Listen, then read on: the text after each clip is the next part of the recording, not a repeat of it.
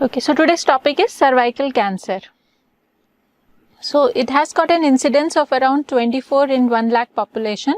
The common varieties are squamous cell carcinoma 80% and 20% is adenocarcinoma. The squamous cell carcinomas are of 3 types: large cell keratinizing, large cell non-keratinizing and small cell.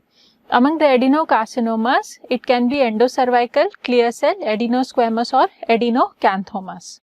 Now coming to the risk factors of CA cervix, it can mostly be human papilloma virus. The most pathogenic varieties or the oncogenic varieties are 16, 18, 31, 33, age 35 to 45 years, early sexual activity before the age of 18 years when the transformation zone is not mature, multiple sexual partners, low socioeconomic status, because in low socioeconomic status we have early marriages, early and frequent childbirth, sexually transmitted diseases and poor hygiene.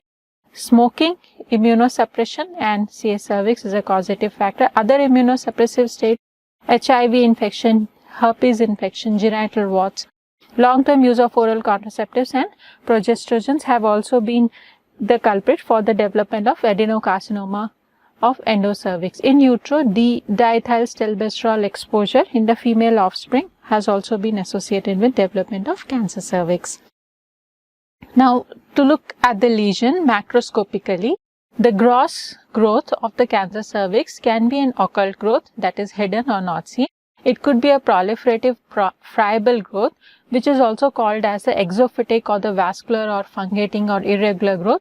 It could be an ulcerative growth which erodes the cervix to form an irregular crater, which are caused as a indurated large ulcers on the cervix, or it could be an infiltrative pattern of cancer cervix which just expands the cervix.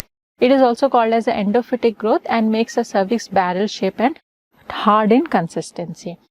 Now this is an example of exophytic growth, okay, the fungating granulomatous growths which we can see.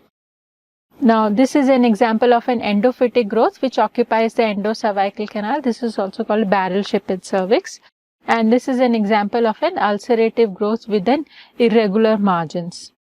Now coming to the histology, so this is the keratin pearls or the epithelial pearl formation and keratinization, and this is a well differentiated type of squamous cell carcinoma cervix. Now this is an adenocarcinoma where we can see the endocervical glands with dysplasia. Now, the spread of cancer cervix can be direct, lymphatic, hematogenous, or it could be through the ovarian mets, which is rare. Now, the spread of cancer, direct spread by continuity and contiguity, can happen to vagina, parametrium, uterine body, and later on bladder and rectum.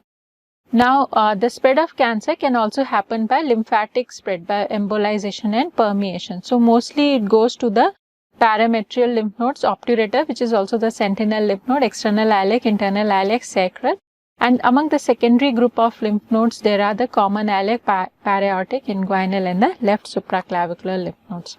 So we have here the lymphatic drainage of cervix, the primary group and the secondary group. In the primary group, the first is the obturator lymph node. Then there are the paracervical and parametrial lymph nodes. And then there are the internal iliac, the external iliac group of lymph nodes and the common iliac group of nodes. Among the secondary group lie the presacral and the aortic group of lymph nodes.